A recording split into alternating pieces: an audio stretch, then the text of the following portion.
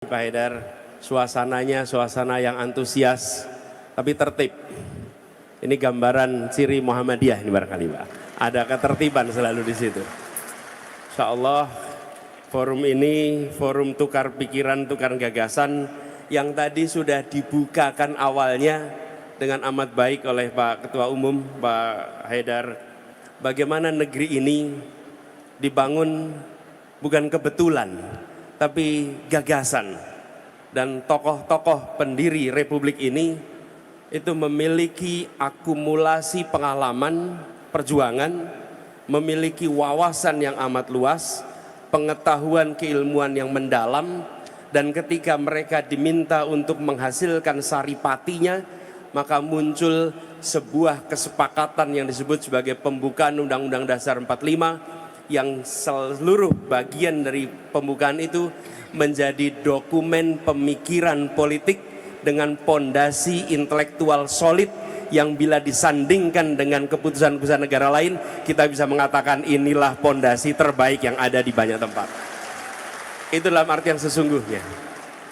Karena bukan sekedar kesepakatan tentang kata-kata, tapi di balik itu ada pikiran mendalam, ada penderitaan panjang kolonialisme, dan ada kehausan atas keadilan. Mengapa republik ini didirikan? Karena kolonialisme bertentangan dengan prinsip keadilan. Jadi republik ini didirikan pada ujungnya untuk sebuah tujuan, yaitu kalimat terakhir dalam pembukaan Undang-Undang Dasar 45. Keadilan sosial bagi seluruh rakyat Indonesia. Itu kalimat penutup di dalam pembukaan, dan itulah intisari mengapa kita merdeka. Bukan sekedar menggulung kolonialisme, tapi menggelar keadilan sosial dan kemakmuran bagi seluruh rakyat Indonesia. Itu juga yang menjadi prinsip kami. Saya, Gus Muhaimin, berangkat dengan sebuah niat dan tujuan bahwa ikhtiar kita untuk melakukan perubahan bukan sekedar mengubah, tapi kami ingin Indonesia yang lebih adil, Indonesia yang lebih setara, Indonesia yang memberikan kesempatan yang setara bagi semua. Prinsip keadilan adalah prinsip utama yang kami hendak bawa. Ini yang kemudian nanti akan diterjemahkan di dalam berbagai macam kebijakan. Mengapa kita menuju ke sana? Izinkan saya menengok sedikit perjalanan bangsa kita. Bila kita tengok perjalanan bangsa ini, itu dimulai dengan kita menyepakati jadi satu bangsa. Kalau boleh slide-nya boleh ditayangkan. Mulai dengan satu bangsa. Tahun 28 berbagai suku budaya menyepakati kami menjadi bangsa Indonesia. Dan kesepakatan bangsa Indonesia itu ditandai dengan bahasa persatuan bahasa Indonesia.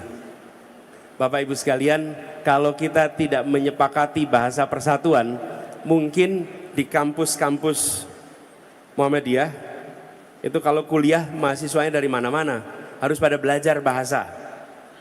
Kenapa? Karena bahasa Indonesia belum jadi bahasa persatuan.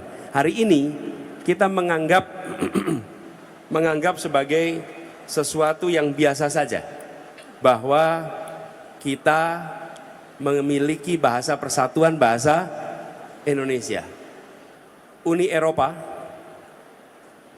bersatu, ada 28 bangsa, 28 suku, bahasa persatuan mereka, bahasa resmi mereka adalah 23 bahasa.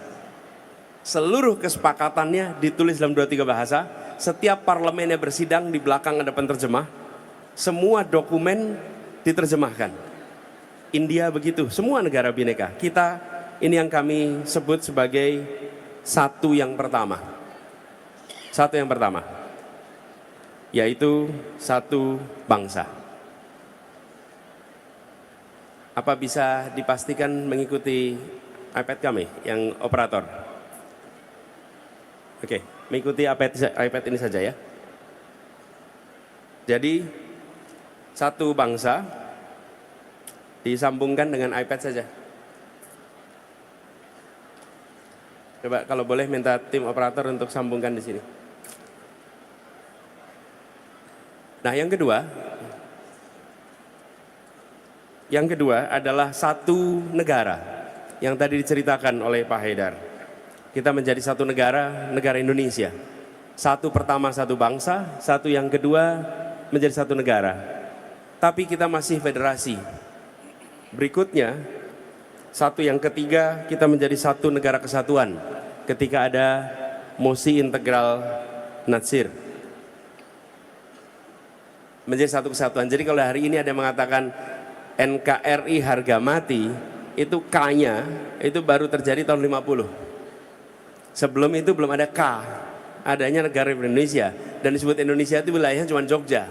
Yang lainnya adalah Indonesia Serikat. Bung Karno mengatakan pada 17 Agustus 1950, ini adalah proklamasi Indonesia yang kedua ketika kita memproklamasikan menjadi negara kesatuan. Lalu kita belum satu air, karena baru tanah saja ini. Airnya bukan Indonesia. Laut Jawa, laut internasional. Selat Sulawesi, selat internasional.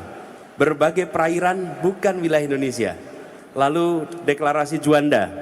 Nah, Juanda ini tokoh Muhammadiyah. Juanda adalah seorang guru Muhammadiyah yang mengajar di Jakarta. Bahkan ceritanya cukup legendaris ini. Diminta jadi guru di Teknische Hogeschool dengan gaji 275 golden, dan dia memilih untuk tetap menjadi direktur sekolah SMP di Muhammadiyah di Jakarta. Ini seorang pejuang yang punya sejarah panjang. Dia mengatakan deklarasi Juanda tahun 57 diperjuangkan sampai 82 baru kita satu tanah air.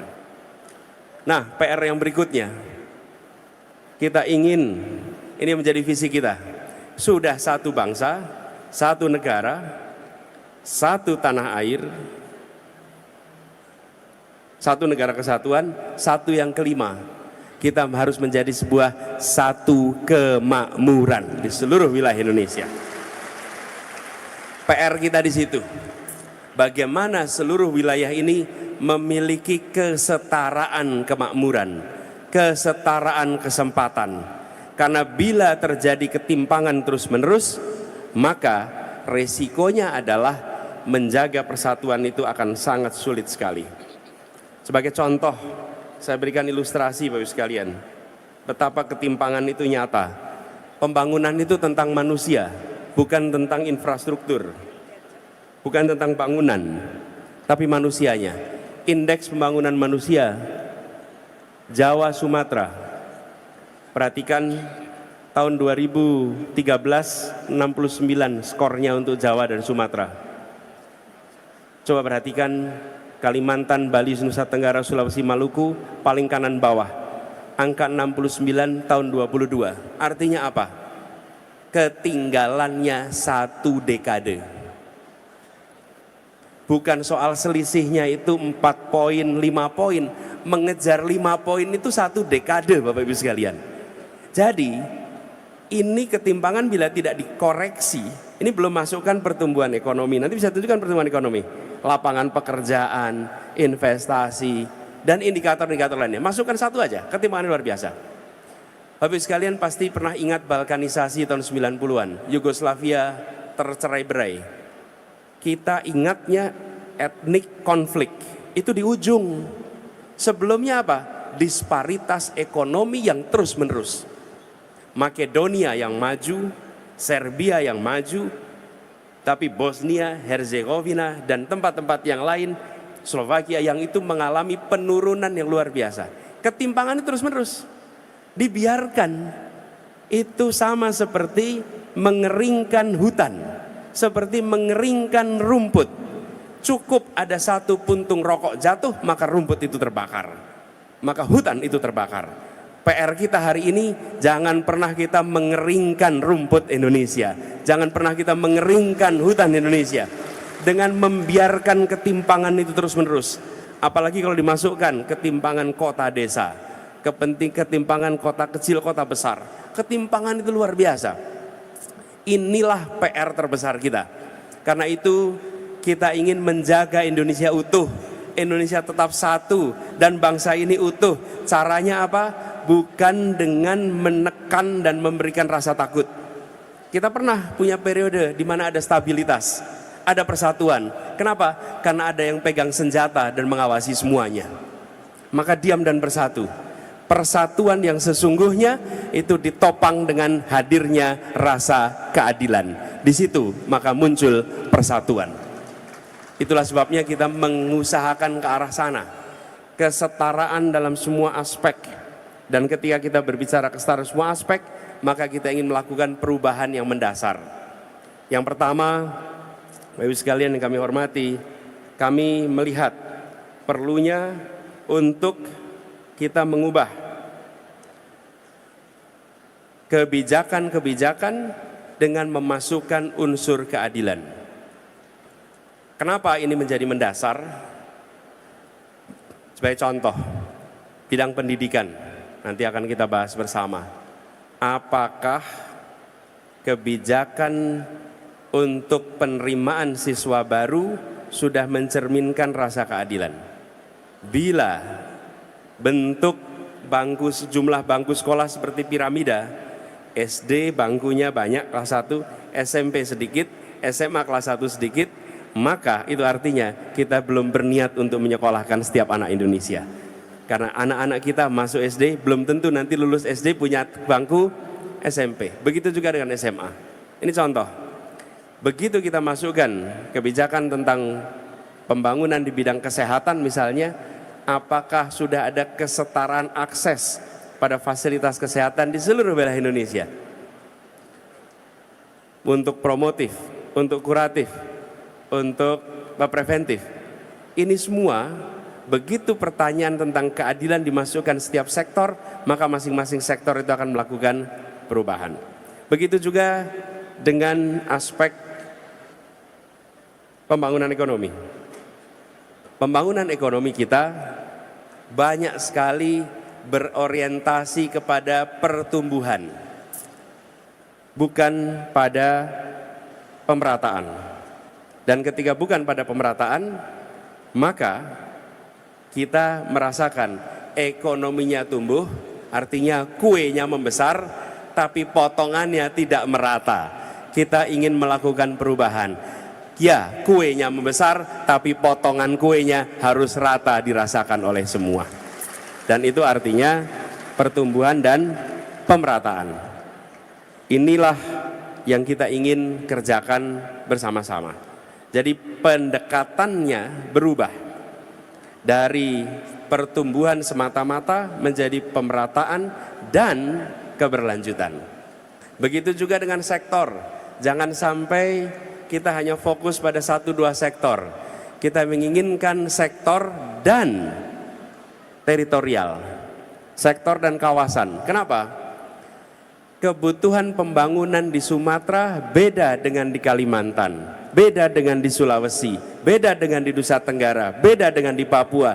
Jangan sampai kebijakan dari Jakarta tidak memasukkan kebutuhan per kawasan, tapi kebijakan yang sama untuk seluruh wilayah. Ini Pak Moderator dan para panelis yang kami hormati, akan tampak dalam visi misi. Di antara kami bertiga sebagai pasangan calon, hanya visi misi kami yang membelah menjadi 2, per sektor dan kawasan. Apa agenda untuk Sumatera, apa agenda untuk Kalimantan, apa agenda untuk Jawa, apa agenda untuk Nusa Tenggara, apa agenda untuk Papua. Sehingga tiap daerah memiliki prioritasisasi pembangunan yang disesuaikan dengan kebutuhan daerahnya. Sudah terlalu lama kebijakan kita ini simetris, disamakan seluruh wilayah, seakan-akan Indonesia itu homogen. Indonesia itu kebutuhannya bervariasi. Masukkan unsur bineka di dalam ikanya kebijakan kita. Dengan begitu kita akan menyaksikan sebuah pembangunan yang setara di seluruh wilayah.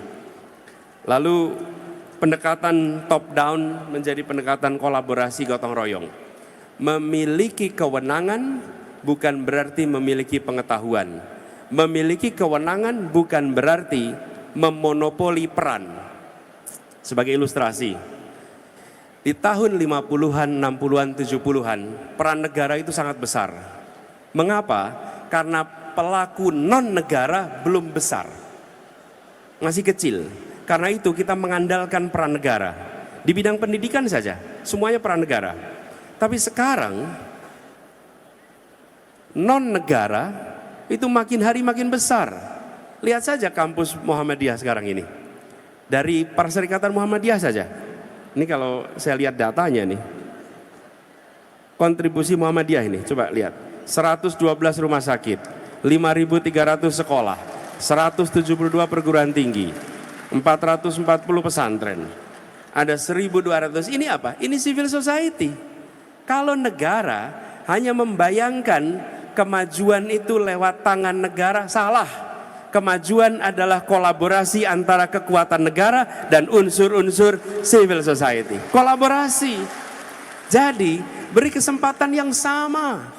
Kebijakan kita tentang pendidikan dibedakan antara negeri dan swasta. Semuanya mengajak anak-anak kita, semua mendidik anak-anak kita, semuanya adalah di keluarga-keluarga Indonesia. Sudah saatnya disetarakan kebijakan kita, disetarakan fasilitasnya.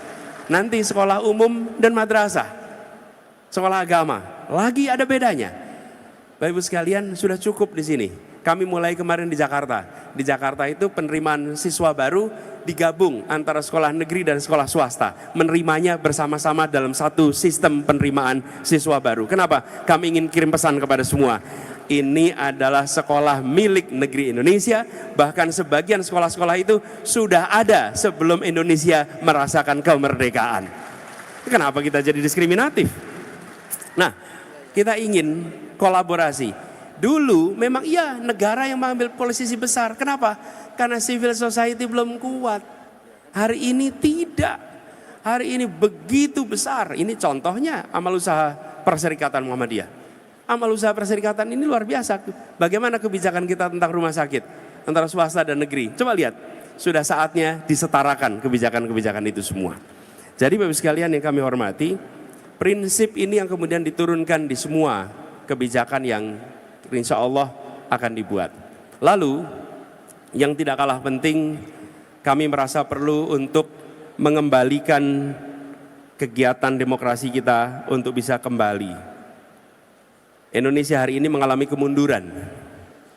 Kemunduran di dalam kegiatan kenegaraan dan demokrasi. Indeks demokrasi kita turun dari 2015 ke 2022. Indeks kebebasan pers turun. Indeks persepsi korupsi turun. Karena itu kita akan berencana insya Allah bisa mengembalikan agar integritas menjadi prioritas utama di dalam menjalankan pemerintahan. Mengembalikan integritas jadi pegangan. Bapak Ibu sekalian, kenapa para anggota BPUPKI itu menyepakati untuk mendirikan negara dan seluruh rakyat Indonesia memilih untuk ikut? Para sultan, para sunan, para raja di seluruh Indonesia mengatakan kami ikut. Karena mereka melihat pendiri-pendiri republik ini adalah orang-orang berintegritas yang melampaui kepentingan dirinya sehingga mereka dipercaya secara tanpa syarat. Kepercayaan tanpa syarat. Dan kepercayaan tanpa syarat itu membuat apa? Semua mau memberikan apa saja. Apa saja. Bapak Ibu sekalian, kita yang di Jawa Tengah ini, Jogja, Jawa Tengah merasakan. Karena revolusi fisik terjadi di tempat ini. Apa yang terjadi? Semua orang menyumbangkan apa saja. Ada yang menyumbangkan nyawanya. Ada yang menyumbangkan uangnya. Menyumbangkan hartanya, apa saja. Kenapa? Karena mereka tahu ini didirikan dengan tujuan mulia oleh orang-orang yang berintegritas. Kita harus mengembalikan integritas itu. Ini cerita pengalaman pribadi. Saya di Jogja, itu rumah saya Jalan Kaliurang, sering ke perpustakaan. Ada perpustakaan Islam di Mangkubumi sama perpustakaan KR. Waktu itu sering ke dua tempat itu. Dulu Pak Amin Mansur di situ. Allah yarham. Lalu pinjamnya apa? Buku-buku biografi. Biografinya Agus Salim, biografinya Syahrir, biografinya tokoh-tokoh itu semua. Dan orang tua kami selalu bilang, Anis, ini adalah contoh-contoh, jadikan mereka teladan, jadikan mereka teladan. Saya sekarang itu berpikir, itu nama-nama yang disebut itu kalau hari ini ditanya profesinya apa ya? Kalau ditanya profesi, maka jawabannya profesi mereka itu politisi. Politisi. Tapi tidak ada keluarga-keluarga di Indonesia yang memandang mereka sebagai orang yang tak terhormat. Tidak ada keluarga-keluarga yang menganggap sebagai rendah. Kalau mereka muncul, mereka katakan jadilah kalian seperti dia, contohlah dia. Kita ingin mengembalikan agar dunia politik kita menjadi dunia yang dicontoh oleh keluarga-keluarga di seluruh Indonesia. Kenapa? Karena berintegritas, melampaui kepentingan dirinya. Nah, ini yang kemudian PR besar. Kita menghadapi persoalan korupsi yang cukup serius.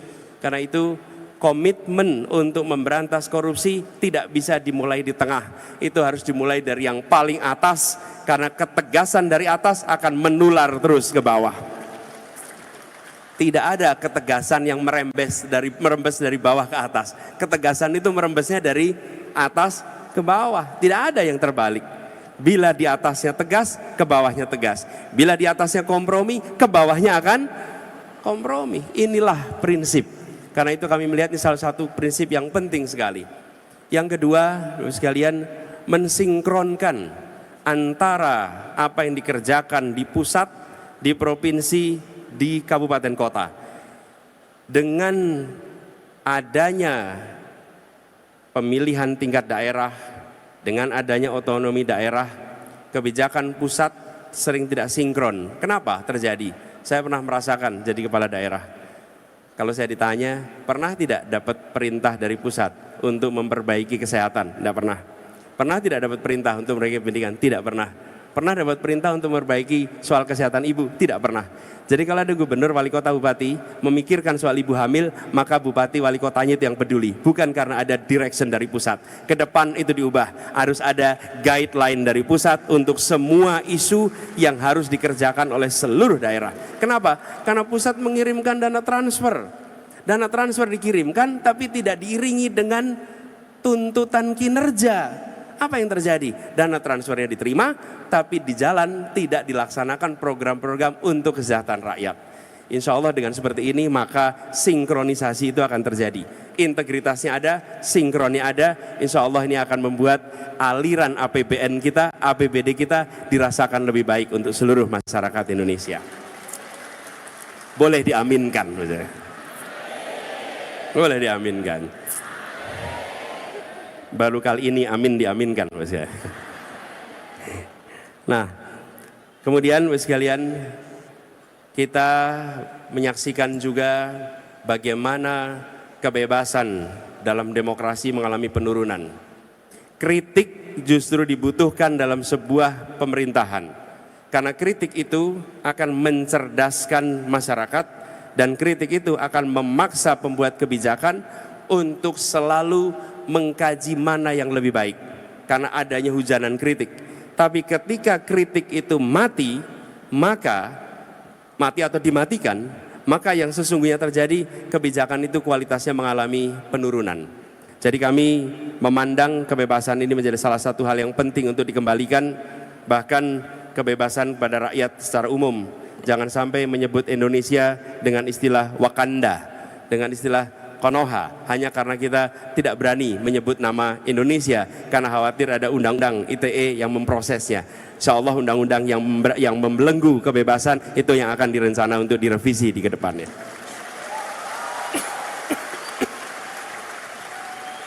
Bapak Ibu sekalian yang kami hormati, kami melihat juga pentingnya untuk bisa mengembalikan kewibawaan bernegara dengan menjunjung tinggi prinsip-prinsip etika politik, etika bernegara yang kita saksikan akhir-akhir ini mengalami erosi.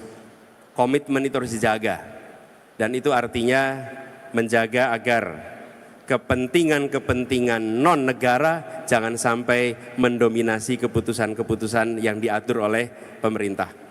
Dalam bahasa sederhana, teknokrasi yang akan memimpin proses, baru kemudian keputusan politik, baru kemudian pasar mengikuti. Bapak Ibu sekalian kami hormati, itu saja sebagai pengantar untuk diskusi pada pagi hari ini. Insya Allah nanti kita berdialog, nanti dalam dialog kami sama-sama dengan Gus Muhaimin untuk merespon, menjawab apa yang nanti akan disampaikan oleh panelis. Terima kasih atas kesempatan perhatiannya. Nasrul minallah, fatun qarib. Assalamualaikum warahmatullahi wabarakatuh. Waalaikumsalam warahmatullahi wabarakatuh. Terima kasih Mas Anies atas paparannya, dan alhamdulillah beliau tidak melewati batas waktu yang kita tetapkan. Terima kasih ada sedekah waktu untuk acara ini. Selanjutnya, karena moderator ada di tengah dan supaya bisa langsung berinteraksi dengan para panelis, saya agak mundur sedikit Cak Imin, supaya dialognya lebih langsung dan bisa dimulai nanti dari Pak Saad. Karena ada 5 orang panelis, kita beri waktu pertanyaan dan tanya jawab maksimal 10 menit. Karena saya dapat informasi Mas Anies dan Gus Imin harus sampai di bandara maksimal jam 11. Karena saya dapat informasi begitu, sehingga diusahakan untuk masing-masing 10 menit pertanyaan plus tanya jawab. Dimulai dari Kiai Saad Ibrahim, monggo langsung pertanyaan dan monggo silahkan.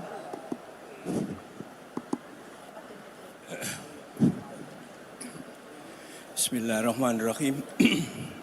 Assalamualaikum warahmatullahi wabarakatuh. Mas Anies dan Gus Muhaimin.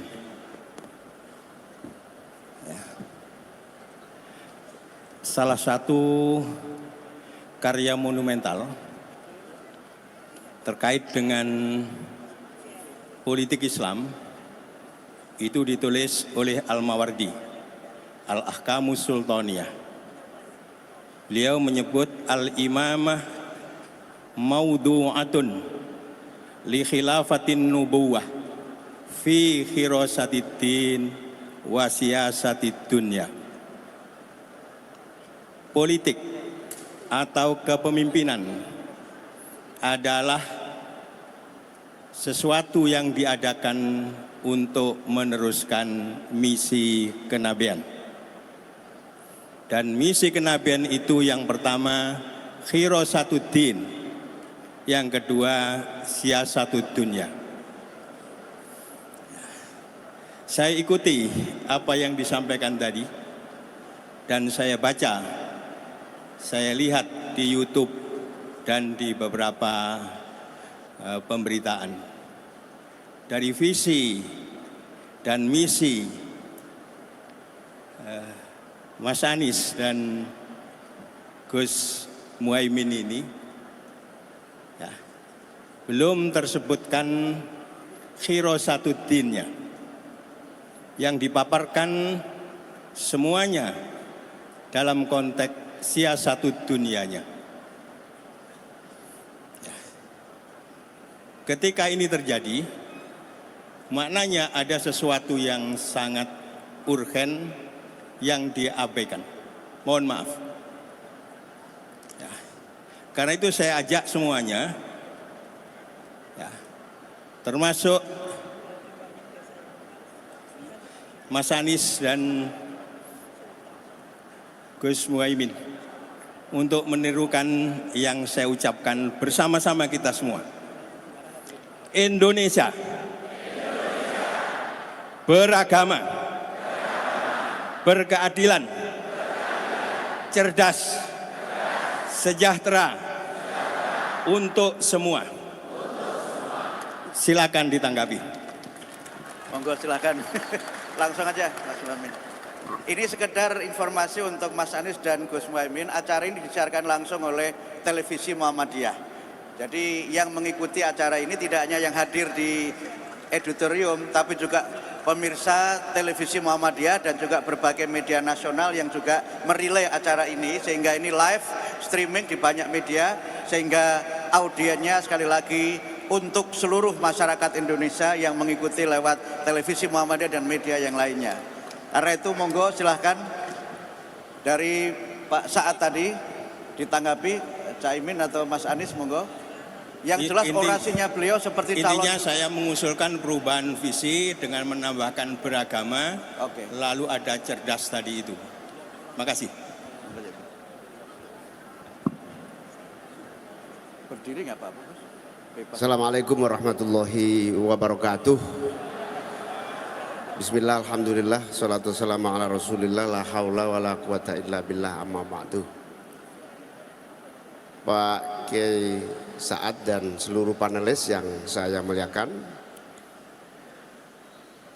tentu dari seluruh visi dan misi yang kami susun, pijakan utamanya adalah Khirasuddin, menjaga agama, dimulai dari maqasidus syariah, yaitu tujuan melaksanakan dan mewujudkan terlaksananya ajaran-ajaran agama. Misalnya prinsip pokok misalnya hifdzuddin, menjaga agama dan keyakinan, seperti halnya begitu kita istiqomah dan konsisten melaksanakan Pancasila dan seluruh konstitusi, terutama Undang-Undang Dasar 1945 yang berporos pada pembukaan Undang-Undang Dasar 45, maka otomatis dengan sendirinya pemerintah yang konsisten melaksanakan konstitusi dan fondasi negara adalah pemerintah yang memberikan keleluasaan sekaligus ruang seluas-luasnya bagi agama untuk tumbuh dan berkembang dan mengekspresikan keagamaannya dengan sangat terbuka dan bebas. Hifdzuddin termasuk di dalamnya adalah menjaga keyakinan, keimanan yang negara juga harus ikut memeliharanya dengan amat sangat sungguh-sungguh. Apalagi negeri ini dibangun, dikuatkan dan dibesarkan hingga bertahan hari ini karena agama. Tanpa agama maka negeri ini tidak akan bisa sekuat hari ini. Terutama umat Islam dengan jumlah pemeluk terbesar dan terkuat di seluruh dunia ini adalah pengokoh dan fondasi dari persatuan sekaligus penentu kemajuan bangsa Indonesia. Kalau umat Islam maju, maka bangsa Indonesia pasti maju. Yang kedua, hifdzul mal, hifdzul nafas, hifdzul nasl adalah bagaimana kita menjaga seluruh sumber daya alam, kekayaan kita semua, itu juga perintah agama.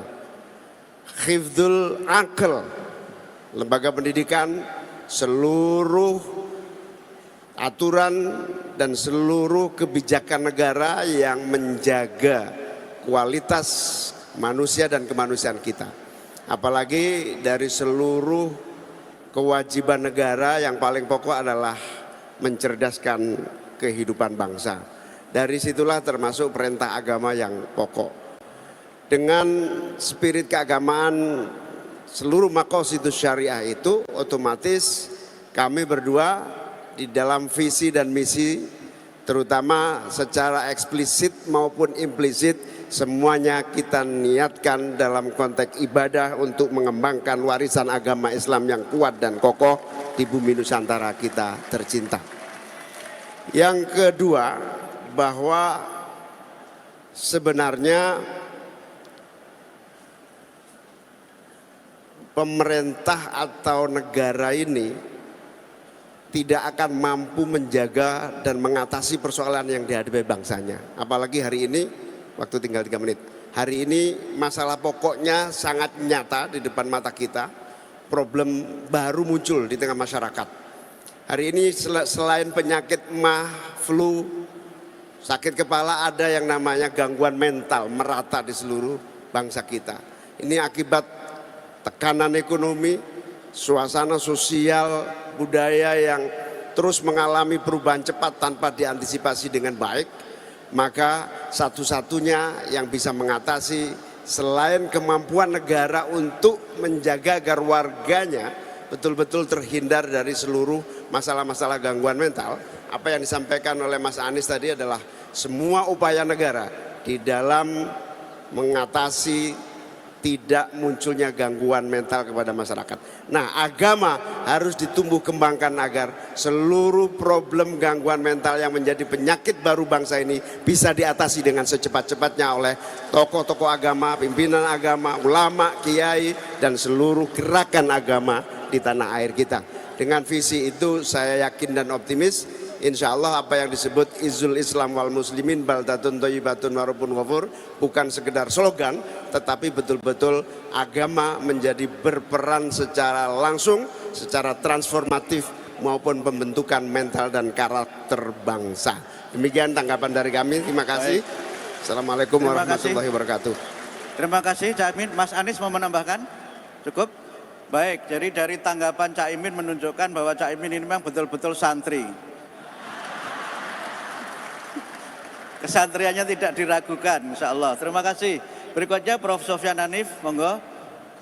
Sama waktunya juga 10 menit pertanyaan dan juga tanggapan. Terima kasih. Assalamualaikum warahmatullahi wabarakatuh. Mas Anies dan Gus Iming yang saya hormati. Saya sudah membaca visi misi calon presiden Mas Anies dan Pak Imin. Dan mungkin sudah 3/4 khatam gitu ya, khatam ya. Terutama di bidang pendidikan. Oleh karena itu saya yang pertama saya sampaikan apresiasi yang tinggi ya, karena saya banyak menemukan kata-kata keadilan termasuk di bidang pendidikan, kesejahteraan termasuk kesejahteraan guru gitu ya.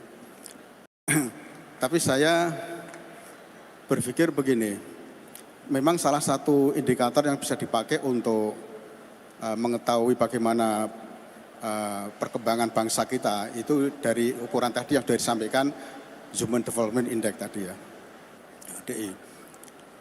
Meskipun ketika kita bicara ada 3 indikator, bicara pendidikan tidak mungkin itu meninggalkan ekonomi dan kesehatan, pasti itu menjadi bagian yang integral. Kalau kita melihat HDI untuk ukuran pendidikan, ternyata tahun ini long term education kita itu masih 8,69 tahun.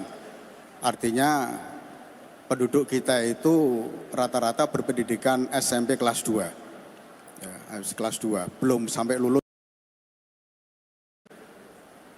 Nah, kemudian di sisi lain visi bangsa kita harapannya harapan lama pendidikan itu 13,10 tahun, artinya sudah kuliah D1. Jadi tampaknya ini ada kesenjangan yang cukup tinggi antara kenyataan dengan harapan. Maka tentu ya, sementara kalau kita melihat APK ya, untuk perguruan tinggi itu hanya sekitar 31% ya. Kalau yang SD, SLTP, SLTA mungkin sudah ada yang sudah di atas 100% mungkin ya. Tapi untuk perguruan tinggi kan masih sekitar 31%. Nah ini yang pertama adalah bagaimana Mas Anies untuk. Yang kedua saya bicara khusus terkait dengan kebijakan pemerintah terkait dengan P3K. Ya, guru P3K atau mungkin juga pegawai yang lain. Kalau kita bicara bangsa kita kalau mau maju tentu faktor yang paling utama adalah SDM. Kalau kita bicara SDM tentu pilarnya adalah pendidikan. Ya. Sementara sekarang ini kita lihat dengan kebijakan-kebijakan yang baru P3K itu yang punya korban paling banyak itu mungkin Muhammadiyah dan NU ini karena sekolahnya paling banyak. Ya.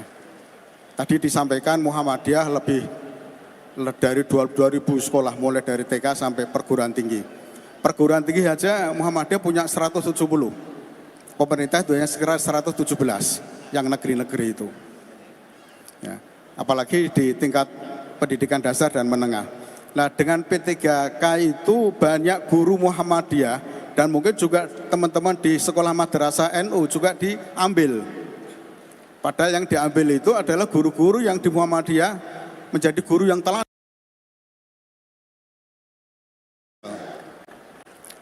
Ini kan mestinya negara hadir untuk membantu sekolah-sekolah swasta yang secara kumulatif itu menjadi kekuatan besar bangsa kita, terutama untuk memajukan negara ini.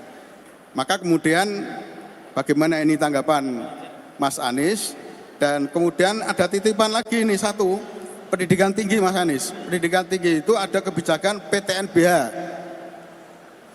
Ya. Saya rasa Mas Anies mantan rektor itu. Tahu persis bagaimana susahnya mengelola perguruan tinggi swasta yang semua harus mandiri. Ya. Nah, ini dengan PTNBH itu pemerintah memberikan kebijakan kepada perguruan tinggi untuk melakukan rekrut mahasiswa secara mandiri. Dan tentu semua PTS termasuk Muhammadiyah, termasuk NU itu juga akan semakin sulit itu. Maka bagaimana ini tanggapan Mas Anies? Terima kasih. Assalamualaikum warahmatullahi wabarakatuh. Ya, monggo Mas Anies. Beliau ini mantan Menteri Pendidikan, jadi insya Allah bisa menjawab semuanya. Mudah-mudahan lulus. Amin. Ini, Prof. Pertama soal APK tadi. Jadi kalau kita lihat dalam jangka pendek adalah sederhananya begini, mengembalikan yang putus ke dalam sistem sekolah, intensifkan paket B, paket C, dan berikan insentif untuk itu. Insentifnya apa? Bagi pengelola untuk diberikan bantuan dari pemerintah. Ini kelompok-kelompok belajar di mana-mana itu bisa dengan mudah menyelenggarakan paket B, paket C, supaya mereka yang sudah keluar dari sistem sekolah itu bisa dikembalikan. Waktu itu saya sempat minta Bu Susi kan waktu itu belum sekolah, belum selesai SMA, untuk menyelesaikan paket C. Beliau nggak mau, Pak Profesor. Kenapa nggak mau? Buat apa? Saya nggak butuh itu semua. Saya bilang, Bu, saya ini sedang mendorong orang-orang untuk masuk paket C, tapi tidak punya role modelnya. Tidak punya role modelnya yang orang hebat tapi paket C. Nah kalau Bu Susi mau paket C, nanti kami bisa kemana-mana promosi. Lihat, yang paket C, contohnya kayak Bu Susi aja mau paket C. Akhirnya beliau mau mengerjakan dan lulus paket C. Dan kemudian dia sekarang punya ijazah SMA. Nah kami ingin yang terputus itu diselamatkan, itu satu. Kemudian yang kedua, tentang perguruan tinggi. Dalam pandangan kami, yang penting mereka ini memiliki satu, akhlak yang baik, itu karakter. Yang kedua, kompetensi yang baik. Yang ketiga, mereka memiliki skill yang baik, sehingga mereka bisa masuk ke dalam lapangan pekerjaan dan mendapatkan kehidupan mandiri. Sambil pada suatu saat nanti bisa menyelesaikan perguruan tinggi. Tapi jangan semuanya dikejar harus masuk ke perguruan tinggi, itu satu. Yang kedua, terkait guru P3K. Tapi ini kan terima cerita kalau udah jadi guru P3K itu nanti ditarik ke pemerintah. Begini, nomor satu, kesetaraan tadi. Ke depan sekolah-sekolah swasta, universitas-universitas swasta, menurut kami harus dibebaskan dari PBB atas tanah mereka. Nol. Harus nol. Kenapa? Tanpa ada kampus swasta, tanpa ada sekolah swasta, kita nggak cukup untuk menyekolahkan anak-anak Indonesia. Cara negara membayar balik adalah PBB untuk sekolah, kampus, semua yang sifatnya sosial, termasuk rumah sakit yang sifatnya sosial, itu nol PBB-nya. Yang kedua, semua yang diangkat menjadi pegawai pemerintah dengan perjanjian kerja P3K ini, mereka dibiarkan untuk tetap mengajar di swasta karena mereka adalah guru-guru yang mengajar anak Indonesia. Itulah yang saya maksud dengan diskriminasi. Kenapa? Kalau mereka menjadi guru di swasta, seakan-akan ini bukan Indonesia, harus dikembalikan ke pemerintah untuk menjadi Indonesia. Tidak, dia bisa di swasta dan negara tetap bisa menghargai mereka. Karena yang udah investasinya swasta. yang sudah mendidik, yang sudah menjadikan mereka dokter, tahu-tahu dipindah oleh negara. Justrunya harus dibalik, negara harus investasi kepada dosen dan guru swasta supaya mereka bisa mendapatkan pendidikan yang lebih tinggi. Jadi diubah tuh cara pandangnya. Lalu banyak sekali perguruan swasta, mengapa mahal? Karena mereka harus mengakuisisi tanah, harus beli tanah. Dan tanah itu selalu komponen termahal, betul tidak Pak Rektor? Semua sekolah swasta biaya paling besar apa? Tanah. Jadi kami ke depan ingin tanah-tanah negara bisa dimanfaatkan oleh swasta selama itu dipakai untuk pendidikan, kesehatan, dan kegiatan sosial. Kenapa? Loh, apalagi seperti Nahdlatul Ulama, Muhammadiyah, sudah mendidik bangsa Indonesia sebelum negeri ini ada. Kenapa sesudah ada negara justru berbalik? Kita ini pelit sama rakyat kita sendiri. Kita ini pelit sama swasta kita sendiri. Mereka mendidik anak-anak kita, bukan mendidik orang asing. Mereka mendidik bangsa kita sendiri. Jangan pernah bedakan swasta dan negeri. Tanah negara itu dipakai oleh swasta tidak hilang. Kalau itu dipakai oleh investor asing malah bisa hilang. Tapi kalau dipakai oleh swasta tidak mungkin hilang. Jadi bayangkan kalau sekolah pendidikan kelas seluruh Indonesia tidak terbebani oleh belanja tanah di awal, maka SPP-nya akan murah, biaya sekolahnya akan murah. Itu dirasakan oleh seluruh keluarga-keluarga kita di Indonesia. Baik. Jadi kita ingin mengubah itu Pak. Sehingga negara itu hadir bukan hanya dengan bantuan secara fiskal, tapi negara hadir mengurangi biaya-biaya yang harus dikeluarkan oleh perguruan swasta, TK, SD, SMP, SMA sampai kuliah, sehingga mereka bisa mengurangi beban untuk keluarga-keluarga kita di Indonesia. Baik, terima kasih. Terima kasih Mas Anies. Luar biasa. Tadi kalau ditanya pada yang di sini mungkin nggak mau paket C, tapi maunya paket data. Sama kalau ibu-ibu mungkin paket sembako Mas Anies mungkin. Baik, meyakinkan sekali jawabannya. Silakan Pak Profesor Aidil. Sorry ya. Oke, Profesor Siti Zuhro, monggo silakan ya. Supaya di tengah-tengahnya adalah profesor yang perempuan. Bu Profesor Siti Zuhro ini perempuan yang berkemajuan. Ya. Dan juga anggota Aisyah. Tepuk tangan untuk Profesor Siti Zuhro. Ya. Terima kasih banyak Pak Moderator yang sudah memberikan introduksi. Bismillahirrahmanirrahim. Assalamualaikum warahmatullahi wabarakatuh. Selamat datang Mas Anies dan Gus Imin. Apa kabar? Ya, saya senang dan sangat menikmati tadi itu presentasi dari Capres nomor 1. Luar biasa. Saya mencatat beberapa hal terkait dengan isu demokrasi, ya, pemerintahan dan juga tadi tentang pemerataan pertumbuhan dan juga solusi mengenai sektor dan kawasan. Pertama, kita mau pemilu Februari 2024. Mas Anies dan Gus Imin, pemilu ini untuk apa? Untuk siapa? Pertanyaan saya itu. Karena ini terkait langsung dengan demokrasi. Dan ternyata implikasi dampaknya itu sungguh sangat luar biasa terhadap pemerintahan kita. Tidak hanya di nasional, tapi juga di daerah. Ini pemilu serentak yang tidak mudah. Maka implikasinya sudah bisa dibayangkan. Terkait dengan itu saya ingin turun sampai bagaimana dampaknya terhadap desentralisasi dan otonomi daerah. Ini penting sekali menurut saya karena ternyata beberapa peraturan terkait desentralisasi otonomi daerah seperti Undang-Undang Minerba tahun 2020 dan juga Undang-Undang tentang Ciptaker, ya, Omnibus Law Ciptaker desentralisasi itu bukan mendorong, malah menarik urusan-urusan yang menjadi kewenangan tadinya daerah kepada pusat. Ini artinya dari perspektif daerah ada resentralisasi. Lantas apa nanti yang akan diimplementasikan oleh paslon 1 ini kalau menjadi pemimpin yang sebenarnya duit tunggal untuk di level nasional? apa yang akan dilakukan berkaitan dengan kebijakan yang menarik mundur tidak hanya demokrasi tapi juga desentralisasi dan otonomi daerah. Itu antara lain. Membangun Indonesia tidak cukup membangun daerah, tapi harus turun sampai desa.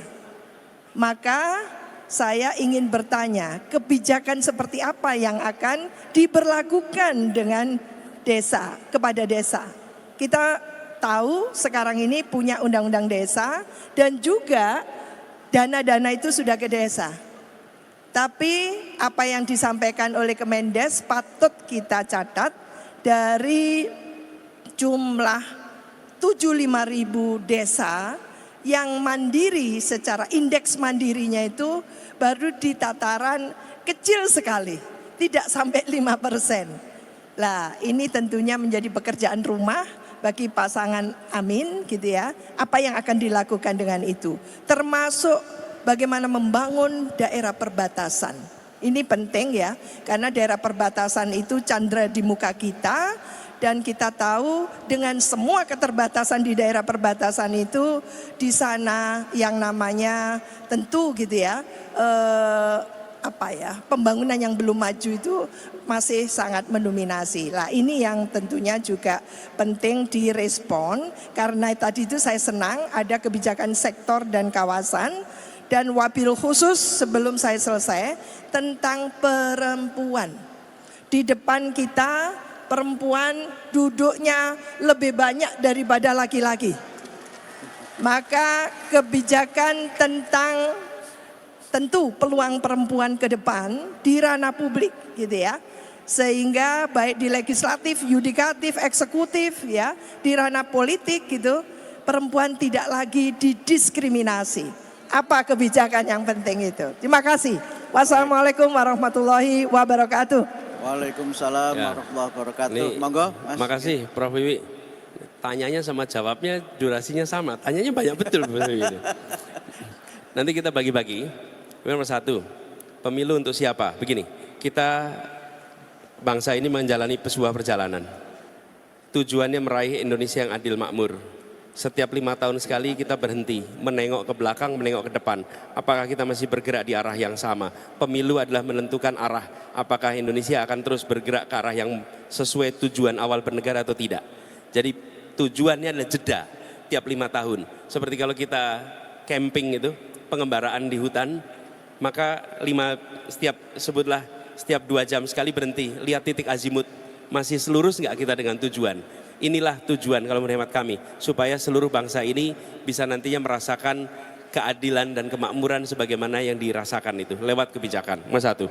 Yang kedua soal resentralisasi. Saya setuju Prof. Wiwi. Ketika daerah tidak melaksanakan yang seharusnya, solusinya adalah dengan diberikan ukuran-ukuran penilaian insentif disinsentif. Bukan masalahnya diambil alih oleh pusat. Begitu masalah diambil oleh pusat, masalahnya bukan selesai, tambah masalah baru lagi. Karena pusat tidak akan mungkin bisa menghandle urusan yang ada di seluruh wilayah Indonesia. Itulah tujuan otonomi daerah. Jadi kami melihat tadi, coba lihat, kenapa urusan stunting yang bermasalah nggak ditarik ke pusat? Kenapa urusan pendidikan yang bermasalah nggak tarik ke pusat? Tapi yang ditarik ke pusat apa? Tambang ditarik ke pusat. Kemudian semua urusan-urusan yang punya manfaat tarik itu ke pusat. Dan daerah malah kehilangan pajak dari situ. Jadi sesungguhnya menurut kami tetap pertahankan desentralisasi, pertahankan otonomi daerah, tapi dari pusat diberikan petunjuk guideline ukuran yang harus dikerjakan apa, ukurannya apa, bila gagal disinsentifnya apa, bila berhasil insentifnya apa, lalu dilakukan penilaian secara terbuka sehingga otonominya dihormati tapi kinerjanya dinilai. Hari ini kinerja nggak pernah dinilai Bapak Ibu sekalian. Saya sebagai gubernur nggak dikasih catatan kesehatan apa, pendidikan apa, investasi apa, nggak dapat penilaian itu. Sehingga kami nggak punya penilaian objektif atas apa yang kami kerjakan. Nah kami melihat bukan resentralisasi, tapi melakukan manajemen pemerintahan dengan otonomi daerah dan ukuran yang benar. Itu menurut hemat kami harus kita lakukan. Terus yang Monggo, Gus saya Muhaimin. perempuan dulu sekarang. Nah terkait dengan perempuan, nanti yang desa Gus Imin akan jelaskan lebih jauh. Terkait dengan perempuan, menurut hemat kami begini Bapak sekalian, satu bahwa tidak ada keraguan dalam pandangan. Perempuan adalah tiang bangsa dan perempuan adalah penentu di dalam mulai keluarga, pendidikan kita semua, sampai ketika kita bicara perubahan, maka barangkali salah satu pendorong paling utama perubahan adalah justru kaum perempuan khususnya. Nah, dan job description ibu rumah tangga itu lebih rumit daripada job description CEO manapun. Pasti, jauh lebih rumit itu. Nah, kami melihat perlu ada meneruskan kebijakan kesetaraan. Tapi ini bukan dengan visi, tapi silahkan lihat rekam jejaknya.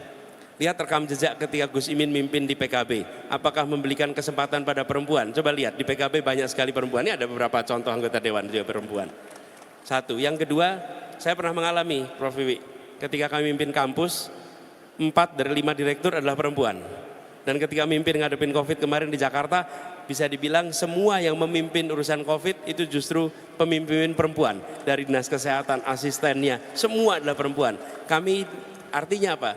Mau melihat apa yang dikerjakan besok terkait dengan posisi bagi perempuan, lihatlah apa yang sudah dikerjakan di masa lalu tentang posisi bagi perempuan. Karena itu menjadi prediktor untuk itu. Soal desa, mohon Mas Gus Imin untuk komentar. Izin Pak Moderator, Monggo, silakan. ada yang tertinggal berkaitan dengan yang dijelaskan Mas Anies tentang IKN. Karena otonomi daerah itu terkait. Kalau otonomi daerah tidak prospektif, apakah IKN itu prospektif untuk Indonesia? Jawab monggo. desa dulu ya, baru IKN, Bu. Silakan, monggo, Gus Imin. Terima kasih Prof. Dulu awal reformasi kita merubah seluruh strategi pembangunan yang sentralistik, kemudian memunculkan otonomi daerah menjadi salah satu cara baru di dalam pembangunan. Nah, bahkan kita membentuk Kementerian Otonomi Daerah. Pada perkembangannya mengalami percepatan kemajuan, tetapi pada akhirnya dievaluasi karena ada berbagai titik lemah, yaitu yang disebut sebagai korupsi di tingkat tengah. Waktu itu isu yang muncul, kantor bupati kadang-kadang lebih mewah daripada kantor-kantor lainnya gara-gara anggaran itu. Kemudian kita punya evaluasi lanjutan, salah satu yang paling fundamental atau fenomenal gitulah adalah Undang-Undang Pembangunan Desa. Undang-undang ini dibuat dalam kerangka agar menyeimbangkan pelaku pembangunan yang sentralistik. Gak apa-apa, tambah dikit ya. Tambah dikit boleh ya? Ya, soal IKN tadi. Ini karena ada timernya itu ngomong jadi sangat cepet-cepetan ini. Nggak apa-apa, sekaligus latihan nanti ngadepi di KPU nanti kira-kira gitu.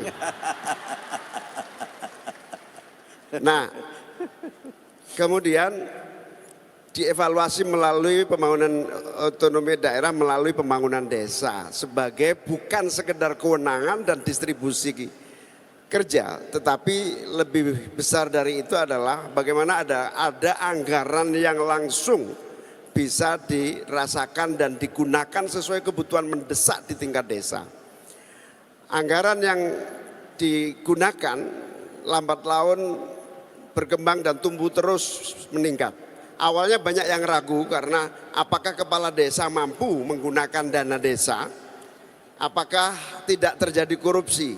Alhamdulillah 5 tahun pertama terbukti sukses, memang ada kasus-kasus korupsi. Tapi dibanding korupsi yang di atas lebih banyak korupsi di atas daripada di desa. Ibarat hujan kira-kira begini, anggaran turun dari langit kalau lewat genteng, kemudian lewat talang-talang sampai ke tanah tinggal 30%, kira-kira begitu. Terserap genteng, terserap talang. Tapi dengan anggaran desa ini diharapkan hujan itu langsung ke tanah dan digunakan sebanyak-banyaknya untuk kemakmuran rakyat. Masalahnya adalah aparatur kepala desa harus betul-betul dipersiapkan.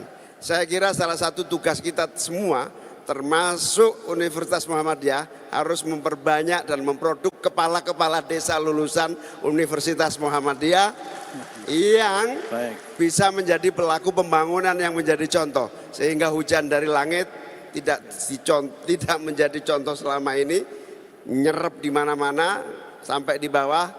Oke. Programnya tidak sesuai dengan apa yang terjadi di bawah. Oleh karena itu pembangunan desa pengalaman 7 tahun ini terbukti mengalami percepatan pembangunan yang dahsyat, apalagi kalau anggaran dan sistem serta perhatian, guidance, arahan lebih detail lagi dari pemerintah pusat kepada pemerintah daerah. Terima kasih. Baik, terima kasih Caimin. Berikutnya, monggo, Profesor Aidil. Ya, ke ini dulu Pak Anies, nanti baru ke ini. Karena waktunya sudah cukup sehingga kita lanjutkan untuk panelis yang keempat, Profesor Aidil, monggo. Terima kasih. Assalamualaikum warahmatullahi wabarakatuh. Waalaikumsalam. Mas Anies dan Gus Imin, ya. Ini nampaknya suasana gedung ini satu frekuensi. Ya. Dan saya juga ini satu frekuensi dengan Mas Anies. Jasnya sama-sama abu. Kalau yang biru ini tidak ada lagi kecuali kita. Baik, saya ke bagian hukum. Dari tadi bicara soal korupsi, penegakan hukum dan seterusnya. Ada data terakhir bulan September tentang indeks negara hukum global. Dan Indonesia termasuk salah satu dari 142 negara yang disurvei. Indeks kita itu mencapai 0,54 dan rankingnya 66 dari 142 negara. Jadi di bawah. Tapi ada yang lebih bawah sebenarnya, yaitu China. China itu 0,46 seingat saya, rankingnya 97 dari 142 negara. Nah yang menarik, ada kesamaan antara China dan Indonesia. Korupsinya parah, luar biasa, tapi aman. Tingkat ketertiban dan keamanannya tinggi, skornya 0,80. Nah sehingga timbul pemikiran, jangan-jangan masyarakat kita tuh lebih suka negara yang aman dibandingkan negara yang bersih gitu. Karena Cina itu juga aman, korupsinya besar, korupsinya tinggi, tapi maju gitu. Nah kalau kita melihat indeks korupsi kita masih tetap rendah ya, tapi negara memberikan keamanan dan ketertiban, jangan-jangan masyarakat kita berpikiran yang sama gitu. Ini yang kemudian dulu dikenal sebagai nilai-nilai Asia itu. Saya kira bisa dijelaskan. Kemudian kedua, soal korupsi ini. Saya membaca visi misi Mas Anies dan Caimin. Gus Imin sudah berubah. Dulu biasa sama Caimin. Salah satunya penegakan korupsi tanpa pandang bulu. Memang selama ini memilih bulu begitu ya? Apa memang pernah merasakan? Ya. Baik Gus Imin maupun Mas Anies pernah didiskriminasi lah gitu ya. Pernah bulunya dipilih ya, secara ada pilih-pilih bulu soal korupsi ini. Nah itu soal korupsi. Jadi bagaimana caranya? Karena kalau kita lihat sekarang ada 6 menteri yang sudah ditangkap, 1 wamen, begitu banyak kepala daerah. Artinya sebenarnya mungkin bagi masyarakat tidak pandang bulu. Tapi ini yang ketiga soal sinkronisasi pembangunan. MPR dalam keputusan tahun 2014 dan tahun 2019 itu sudah merekomendasikan PPHN, pokok-pokok haluan negara. Gus Imin ini kan ketua DPR ya, wakil ketua. Di MPR kan jelas tentang pokok-pokok haluan negara atau GBHN. Salah satunya untuk menjaga keberlanjutan dan sinkronisasi.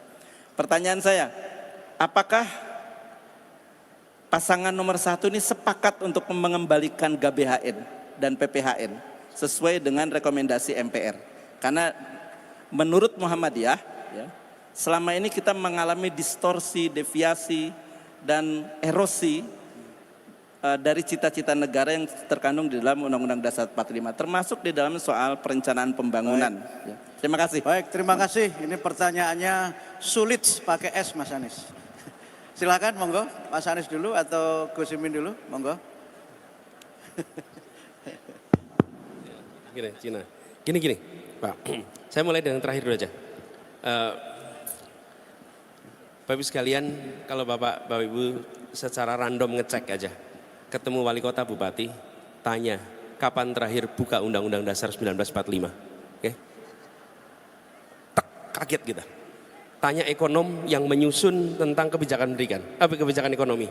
Kapan terakhir baca Undang-Undang Dasar 45? Oke, kita ini sekolahkan tinggi, diberikan kesempatan macam-macam, tapi lupa bahwa negeri ini itu tidak diatur oleh teori-teori dari luar. Negeri ini diatur oleh sebuah teori namanya Undang-Undang Dasar 1945. Jadi semua pengambil kebijakan kalau kami ditugaskan, maka nomor satu, baca Undang-Undang 45, baca semua undang-undang yang ada, lalu semua kebijakan harus merujuk ke situ. Kami melihat Pak, di dalam RPJMN itu langkah-langkah yang harus dikerjakan itu ada. Problemnya di dalam proses pemerintahan tidak diturunkan menjadi program, kegiatan, ukuran. Okay? Sehingga statement politik tidak menjadi program, tidak menjadi kegiatan, tidak jadi ukuran. Akhirnya ketika bicara misalnya tentang memajukan perekonomian dari pinggiran, statementnya ada, tapi programnya tidak ada, kegiatannya tidak ada, ukurannya tidak ada, lalu tidak tercapai.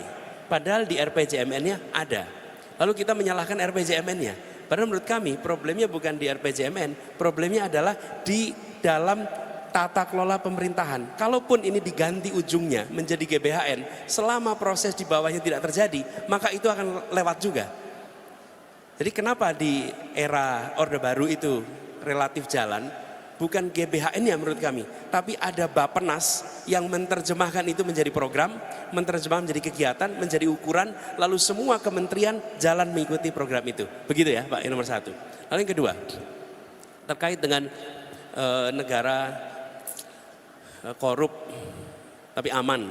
Lalu sebenarnya begini, dalam jangka pendek mungkin itu memberikan kenyamanan ketika ada dibiarkan korupsi tapi aman, tenang. Tapi dalam jangka panjang itu akan menciptakan ketimpangan yang bisa meletup menjadi masalah sosial. Kenapa? Karena begitu ada korupsi, otomatis itu artinya kebijakan-kebijakan yang seharusnya dirasakan oleh orang banyak, dana yang seharusnya bisa dirasakan oleh semua berhenti di kelompok-kelompok tertentu saja. Dalam jangka panjang ini eksplosif, dalam jangka pendek mungkin belum, tapi jangka panjang ini eksplosif. Dan yang ketiga, pengalaman kami ketika kita melihat korupsi itu dibiarkan, efeknya langsung di rakyat. Saya beri contoh, daerah yang di pedalaman, gak usah pedalaman lah, daerah yang dari kota mungkin jaraknya 20-30 km, jalannya dikorup, maka rusak jalan itu dengan mudah. Ada contohnya banyak Pak. Apa kemudian konsekuensinya? Peternak-peternak yang memproduksi telur misalnya, itu ketika perjalanan 20-30% telurnya itu rusak di jalan Pak. Orang tidak nyambungkan mahalnya harga telur dengan korupsi.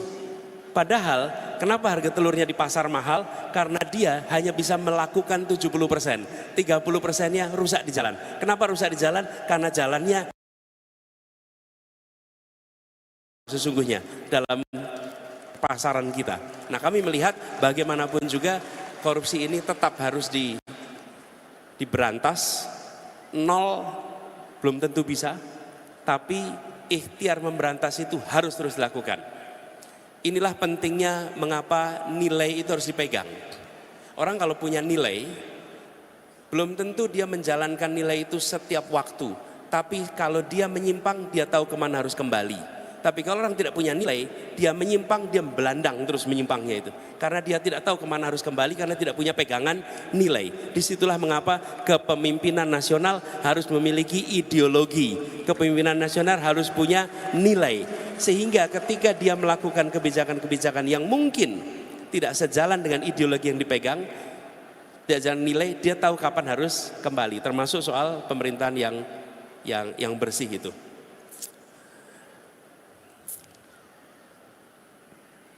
Saya rasa itu ya jawabannya.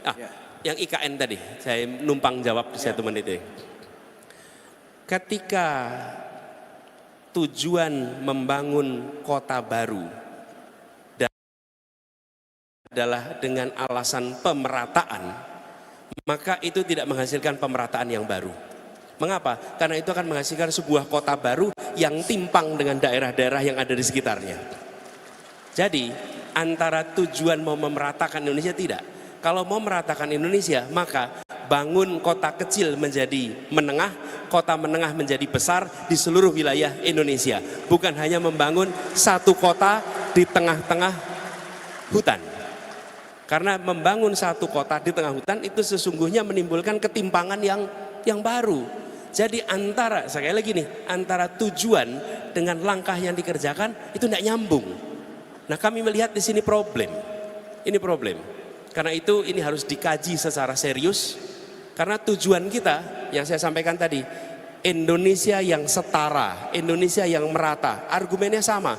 Tapi menurut kami langkahnya bukan dengan membangun satu kota, tapi justru dengan membesarkan semua kota yang ada di seluruh Indonesia. Makasih. Baik, terima kasih Mas Anies. Alhamdulillah tepat waktu. Silahkan Profesor Zuli Qodir. Baik, selamat pagi Pak Anies dan Gus Abdul Muhaimin. Biasanya saya lihat di pinggir jalan Caimin, tapi sekarang Cawapres jadi Gus. Saya kebetulan kebagian sosial, budaya, dan kesejahteraan.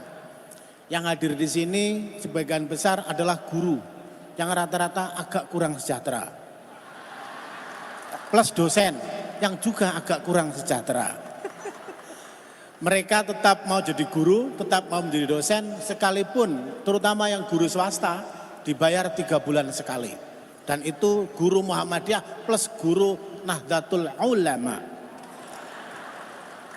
Sekarang adalah bagaimana, tadi walaupun Pak Anies mengatakan nggak penting itu fiskal, duit, nggak penting loh buat mereka itu. Karena kalau ke mall nggak bisa bayar pakai Bismillahirrahmanirrahim, harus pakai duit. Satu, bagaimana menyelesaikan guru-guru yang jumlahnya begitu banyak tapi bayarannya 3 bulan sekali. Plus dosen yang gajinya agak kurang dari sejahtera, kecuali yang profesor senior. Itu satu. Itu yang pertama. Yang kedua adalah saya mewakili budaya.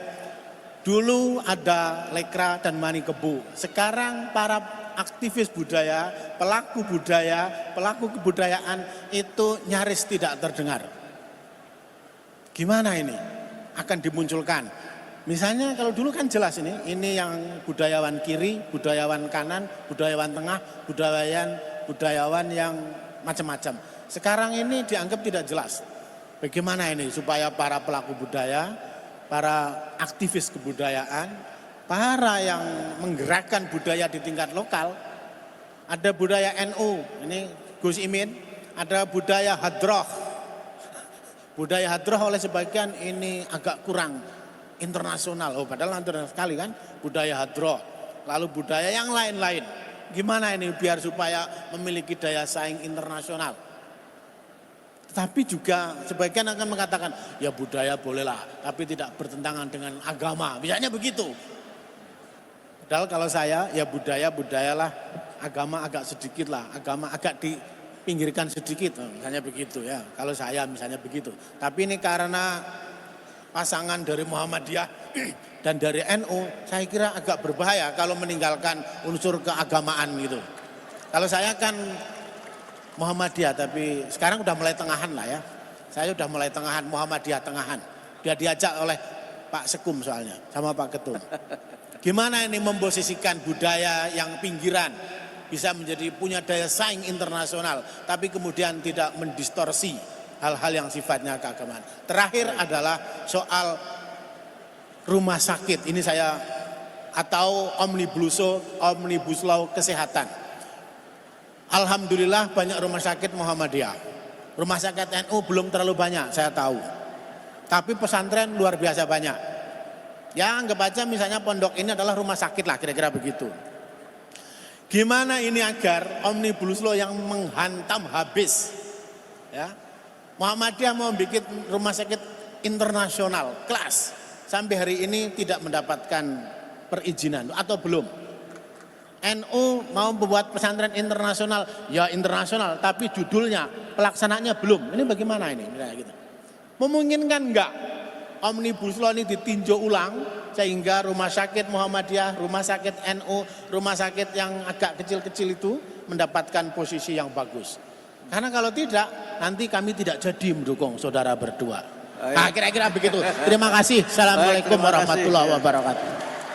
Ini profesor yang agak provokator, jadi agak ada ngancamnya sedikit tadi di bagian akhir. Monggo Mas Anies, Caimin.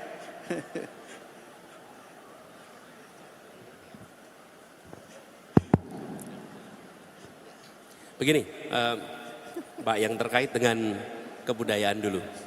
Kebudayaan ini dipandang sebagai sesuatu yang tumbuh berkembang, bukan sebagai sesuatu yang statis. Karena itu kita bukan hanya melestarikan budaya, melestarikan itu baik, tapi yang lebih baik lagi adalah mengembangkan budaya. Dengan begitu maka dia akan selalu relevan dengan zaman. Nah, kami melihat negara harus memandang kegiatan kebudayaan dari perspektif non komersial, dari perspektif non transaksional.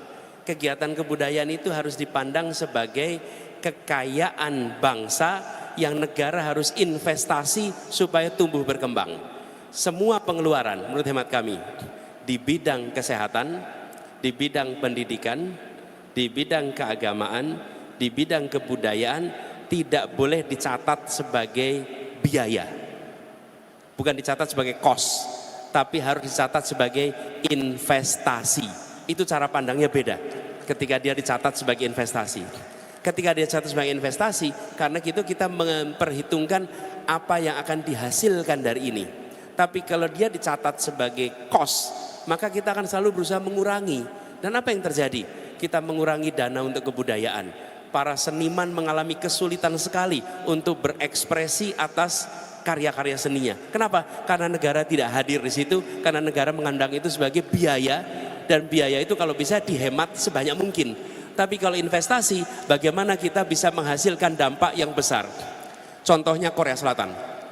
K-pop yang sekarang ini populer, itu hasil investasi pemerintah di awal 90-an. Awal 90-an negara memberikan fasilitas yang luar biasa sehingga seniman-seniman Korea itu berkarya dari mulai fasilitas tempat, biaya dan lain-lain. Tapi dampaknya baru dirasakan kapan? 2 dekade kemudian ketika mereka menghasilkan karya-karya hebat dengan budaya Korea. Kami melihat Indonesia sangat mampu melakukan itu, tinggal negara harus mengalokasikan dana yang cukup. Jadi kami membayangkan, saya beri contoh aja, di Jakarta kita bangun Taman Ismail Marzuki. Yang hari ini kalau kita melihat Taman Ismail Marzuki, semua akan bisa bilang bahwa itu adalah sebuah fasilitas kebudayaan yang bisa membuat Indonesia tampil taraf internasional. Tapi yang tidak kalah penting, sanggar-sanggar dibiayai oleh pemerintah. Jadi kami membayangkan Pak, ke depan negara memberikan investasi yang lebih besar untuk bidang kebudayaan supaya para seniman, budayawan memiliki kelonggaran untuk berkarya karena dananya dibantu disiapkan oleh negara. Yang kedua, jangan ada pembatasan. Biarkan ruang ekspresi itu dikerjakan oleh seniman budayawan. Negara membantu tapi jangan negara yang terlibat kegiatan kebudayaan. Negara cukup menjadi fasilitator dan kita kolaborasi. Itu Pak yang terkait dengan kebudayaan. Dan yang kami memandang penting, Indonesia harus punya perspektif lain tentang dunia. Seniman Indonesia, budayawan Indonesia harus bisa menjadi tuan rumah di negeri sendiri dan tamu mempesona di negeri orang. Jadi kita harus dorong untuk keluar negeri, dorong tampil keluar. Karena dengan didorong tampil keluar, dia akan memiliki standar baru dalam berkarya.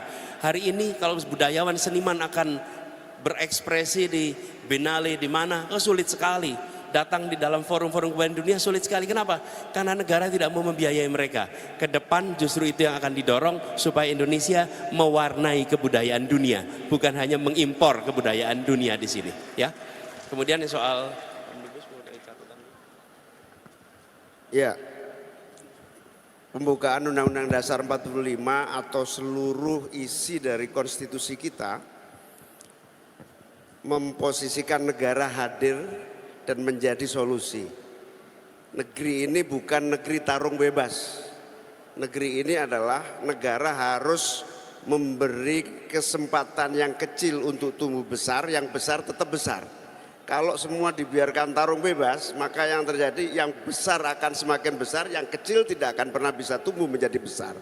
Dengan hadirnya negara, maka afirmasi, pertanyaan tadi bagaimana dengan posisi-posisi titik-titik gerakan-gerakan pendidikan, gerakan-gerakan sosial, gerakan-gerakan pemberdayaan yang memiliki seluruh keterbatasannya, maka disitulah makna dari konstitusi kita adalah negara hadir memberi afirmasi dan memberikan bantuan untuk tumbuh sehingga yang kecil bisa besar, yang besar juga tetap besar sehingga tidak tarung bebas seenaknya.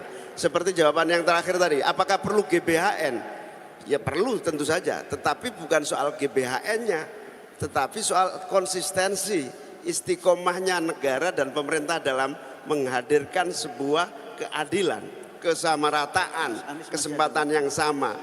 Omnibus law segala macam itu kan belum tentu memberi kesamaan, tetapi memberikan keadaan tarung bebas, siapa yang kalah dan menang negara nggak urus. Yang penting negara memberi ruang yang sama. Nah disitulah bedanya negara kesatuan kita yang memberikan ruang yang besar kepada yang belum mampu untuk tumbuh, yang sudah mampu untuk tetap tumbuh dan terpelihara dengan baik.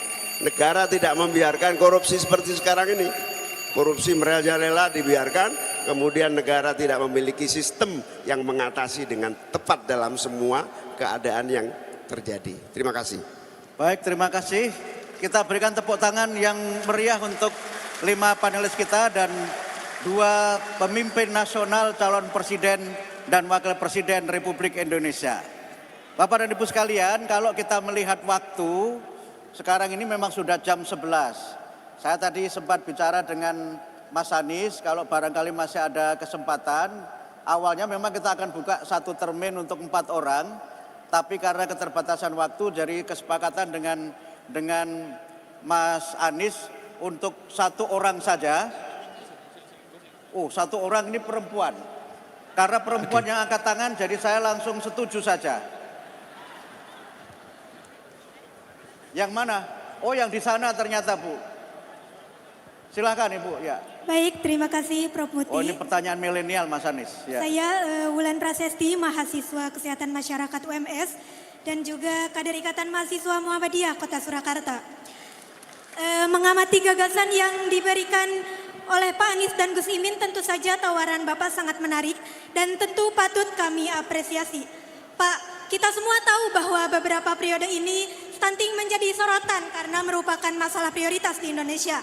Namun kita dikagetkan dengan berita bahwa anggaran stunting yang berkisaran 30 triliun untuk saat ini tidak secara langsung dialokasikan untuk penanganan stunting. Pertanyaan saya Pak, bagaimana strategi Bapak dalam melakukan bentuk pengawalan anggaran stunting agar tepat sasaran untuk stunting secara holistik? Selanjutnya saya sampaikan kepada Gus Imin, bagaimana komitmen Gus Imin dalam memberikan peluang kepada anak muda untuk terlibat merawat kesejahteraan Indonesia di sektor kesehatan. Seperti kita tahu, lulusan kesehatan setiap tahunnya terus mengalami peningkatan, Gus. Namun ruang-ruang di sektor kesehatan masih didominasi oleh orang tua dengan dalih lebih senior. Gak bahaya tak, Gus? Kaum muda dibiarkan begitu saja. Terakhir, saya mewakili kaum muda menyampaikan salam cinta untuk Pak Anies dan Gus Imin. Terima kasih. Baik, terima kasih. Terima kasih. Dengan segala permohonan maaf, hanya 1 yang bisa kita akomodir dan 1 itu adalah perempuan sesuai dengan aspirasi Ibu Aisyah. Silahkan Mas Anies. Ya, begini, terkait dengan tadi yang sampaikan stunting ini. Kami memandang dalam penyelesaian masalah itu jangan hanya negara, tapi kolaborasi. Negara dengan warga negara. Apalagi kalau menyangkut kesra. Kalau kita menyangkut kesra, itu urusannya langsung di tingkat rumah tangga. Jadi nomor 1, aktifkan kembali peran PKK di seluruh Indonesia. Ini kembalikan kalian. Di situ ada yang disebut dengan Dasawisma, ada penggerak PKK. setiap 10 keluarga atau 10-20 ada satu dasawisma yang memantau. Ini paling ujung depan. Disitulah kemudian program-program yang terkait dengan kesehatan itu dikerjakan bersama. Mulai dari posyandu untuk anak-anak sampai posbindu untuk lansia. Kemudian program-program yang terkait dengan aktivitas Kesra itu salurannya justru dengan komunitas. Dan salah satu yang bisa menjadi partner adalah PKK. Ini sangat kita butuhkan. Termasuk membangun koperasi lewat PKK. Ketika ada koperasi di tingkat kampung, banyak PKK, ini pengalaman di Jakarta, masyarakatnya terhindar dari pinjol. Tapi mereka yang di situ tidak ada koperasi, maka mereka banyak yang terjebak dengan pinjol karena kebutuhan untuk simpan pinjam. Jadi kami melihat itu sebagai salah satu. Yang kedua, organisasi-organisasi kemasyarakatan yang memiliki kegiatan langsung dirasakan masyarakat. Jadi organisasi-organisasi ini bisa disebut misalnya seperti Aisyah, kemudian juga disebut misalnya Muslimah. Itu semua adalah organisasi-organisasi yang langsung punya jaring ke bawah dengan ibu-ibu yang bisa mengerjakan banyak hal. Itu dari sisi masyarakatnya. Dari sisi pemerintahnya, tipe pengadaan barang jasa diubah. Selama ini pengadaan barang jasa sudah 4 tipe. 1, 2, 3, 4. 1 itu oleh negara, 2 lewat tender, 3 dananya diberikan kepada masyarakat untuk dilaksanakan masyarakat. Nah, negara itu cenderung menggunakan tipe 1 dan tipe 2. Tipe 3, tipe 4 tuh gak mau. Kenapa? Birokrasi gak mau repot. Karena selalu persoalan pertanggungjawaban. Kami ketika di DKI menjadi satu-satunya provinsi yang menggunakan tipe 3 dan tipe 4 di dalam semua kegiatan kemasyarakatan. Uangnya diberikan kepada PKK, uangnya diberikan kepada organisasi, mereka nanti yang akan mengelola kegiatan, kami memonitor. Oke, itu di tingkat pendanaannya. Yang ketiga, di tingkat pusat sama daerah. Tadi yang saya sampaikan, ada guideline dari pusat, apa yang harus dibereskan terkait stunting. Targetnya apa kabupaten ini, targetnya apa provinsi ini. Bagaimana dengan kematian ibu melahirkan, targetnya ini untuk provinsi kabupaten. Kemudian kesehatan ibu hamil, ini semua saat ini tidak ada. Insya Allah perubahan yang akan kita lakukan justru mengembalikan itu semua sehingga kita punya ukuran yang jelas untuk capaian-capaian itu. Itu ya kira-kira jawaban yang terkait dengan yang tadi. Caimin. Terima kasih. Ternyata ada yang nanya ke saya selain ke Mas Anies. 2 pertanyaan yang saya tangkap meskipun agak remang-remang. Yang pertama, kesempatan kepada kaum muda. Ya, bahwa lebih dari 10 tahun terakhir ini kita sering ngomong istilah bonus demografi, jumlah kaum muda yang begitu besar. Tetapi belum saja kita rasakan secara nyata apa urgensi sekaligus bukti konkret dari pentingnya memberi peluang bagi kaum muda untuk berkesempatan lebih produktif lagi. Jawabannya sama dengan yang disampaikan Mas Anies, negara mau memandang mengeluarkan anggaran untuk kaum muda sebagai program. Padahal yang lebih besar dari itu adalah negara harus melihat berapapun yang dikeluarkan anggaran untuk kaum muda adalah investasi dalam waktu cepat dan singkat untuk kemajuan kaum muda. Kita punya kesempatan ini tinggal 7 tahun dari seluruh energi kekuatan kaum muda yang kita miliki. 7 tahun ini menurut saya, insya Allah kalau kita diberi amanah, 5 tahun kepemimpinan kita investasi besar-besaran untuk memberi ruang kaum muda untuk tumbuh dan melakukan kreativitas serta kemampuan inovasinya, serta kemampuan wirausahanya untuk tumbuh dan berkembang. Yang kedua, pertanyaan bagaimana peluang dan kesempatan dengan posisi persaingan soal senioritas dan junioritas. Sekali lagi dalam semua level, terutama di pemerintahan, juga di umum dan swasta. Yang paling dibutuhkan adalah kompetensi, kapasitas dan produktivitas. Itu harus menjadi ukuran merit sistemnya. Tanpa 3 ukuran itu, maka bukan karena anak siapa, ponakan siapa, maka yang karir diukur berdasarkan produktivitas, kompetensi, dan kapabilitas serta kualitas kerja. Di situ akan terjadi produktivitas nasional akan tumbuh dengan baik di masa-masa yang akan datang. Dan kalau tumbuh baik maka kaum muda punya peran dan kesempatan akan semakin cepat lagi pertumbuhan kemajuan bangsa kita di masa yang akan datang. Terima kasih. Baik, terima kasih. Bapak Ibu sekalian, alhamdulillah. Sebelum diakhiri, Prof, monggo, kalau silakan. boleh, saya ingin menyampaikan pada semua, kami datang tidak sendirian, kami datang serombongan. Sebelum diakhiri saya ingin mengenalkan rombongan yang bersama kita. Kalau boleh berdiri Pak Yendra Fahmi. Pak Yendra Fahmi berdiri Pak. Itu beliau salah seorang saudagar Muhammadiyah. Lalu di belakangnya berdiri dulu Pak Fahmi, Pak Jazilul Fawaid, Wakil Ketua MPR RI, Wakil Ketua Umum PKB, kemudian Bapak Rajif dari Partai Nasdem, boleh berdiri Pak Rajif Partai Nasdem. Kemudian Pak Beni, ini dari Gerakan Anak-anak Muda dulu mantan Ketua IMM. Kemudian Pak Azrul Tanjung, ini sama-sama bersama kita. Kemudian Gus Yusuf, mana Gus Yusuf? Gus Yusuf di depan ini, Gus Yusuf dari Tegalrejo, Magelang. Lalu Bu Eva Yuliana mana tadi? Bu Eva Yuliana itu anggota DPR RI dari Dapil Solo. Mana Bu Yela? Itu di sana itu Bu Eva. Oke, makasih itu Bu Eva Yuliana. Ada yang kelewatan? Enggak, semua ya sudah. Jadi kami datang berombongan itu. Izinkan sekali lagi. Ada Nongdara Mas. Ya. Ada PKB juga. Bu Lulu Hamidah. Ini wilayahnya juga wilayah sini, Dapil Solo juga ya. Sragen. Dan izinkan kami sebelum diakhiri menyampaikan rasa terima kasih Pak Haidar yang saya hormati dan seluruh jajaran PP, PW, PD Muhammadiyah, keluarga besar Universitas Muhammadiyah Surakarta atas kesempatan dialog. Terima kasih para panelis. Insya Allah dialog ini bukan hanya memberikan manfaat di dalam kita memahami rencana kerja, tapi bagi kami ini menyerap aspirasi, menyerap apa yang menjadi concern, dan mudah-mudahan ini bisa kita bawa. Dan biiznillah bila ditakdirkan, insya Allah perjuangan kita itu semua bisa kita laksanakan ketika amanah itu diberikan. Terima kasih. Saya kembalikan Pak. Baik, terima kasih. Moderator. Kalau saya boleh tanya, yang tadi kan pertanyaan ilmiah semua. Saya tanya yang tidak ilmiah tapi penting. Mas Anies dan Caimin, kalau Mas Anies dan Gus Muhaimin menjadi presiden dan wakil presiden, apakah akan mengangkat menteri dari Muhammadiyah?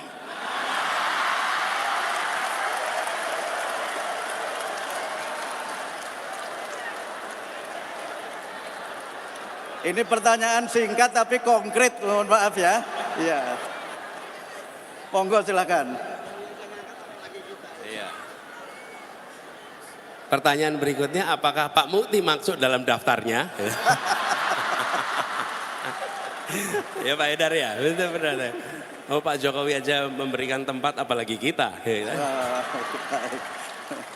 Baik, terima kasih. Jadi konkret ya, insya Allah kalau Pak Anies dan dengan Caimin menjadi presiden wakil presiden akan ada menteri yang dari Muhammadiyah.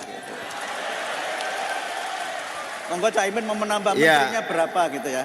Setiap periode kepemimpinan nasional kayaknya sih nggak pernah berani ninggalin menteri dari Muhammadiyah. Apalagi kami berdua, pasti kita akan Baik, terima kasih Bapak Ibu sekalian. Yang pertama kami menyampaikan terima kasih kepada Mas Anies dan Gus Imin di tengah kesibukan yang luar biasa meluangkan waktu untuk berdialog dengan kita semuanya, warga Persyarikatan Muhammadiyah dan masyarakat pada umumnya.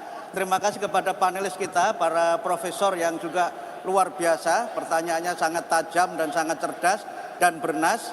Terima kasih kepada UMS yang sudah menjadi Sohibul Bait acara ini, dan alhamdulillah juga acara berlangsung dengan sukses. Dan sepertinya semua acara ini seluruh yang menyangkut hal-hal pelaksanaan ditanggung sepenuhnya oleh UMS. Terima kasih pada UMS dan seluruh jajarannya. Kepada tentu saja PP Muhammadiyah Ibu Aisyah juga terima kasih, kepada masyarakat yang berpartisipasi terima kasih, kepada TV-mu juga terima kasih sudah menjadi mitra kami. Dan sebelum acara ini kita akhiri, sebelum Mas Anies dan Caimin melanjutkan acara yang berikutnya, kami ingin memanggil Pak Ketua Umum PP Muhammadiyah Profesor Haidar Nasir untuk memberikan souvenir istimewa untuk Mas Anies dan Gus Imin. Souvenirnya apa? saya tidak tahu, itu Pak Ketua Umum yang tahu. Yang jelas tidak sepeda.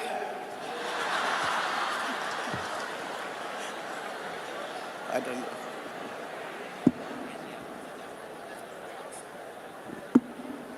Souvenirnya tanda anggota kehormatan Muhammadiyah buat Mas Anies dan Caimin sebagai bentuk dari kepercayaan kami.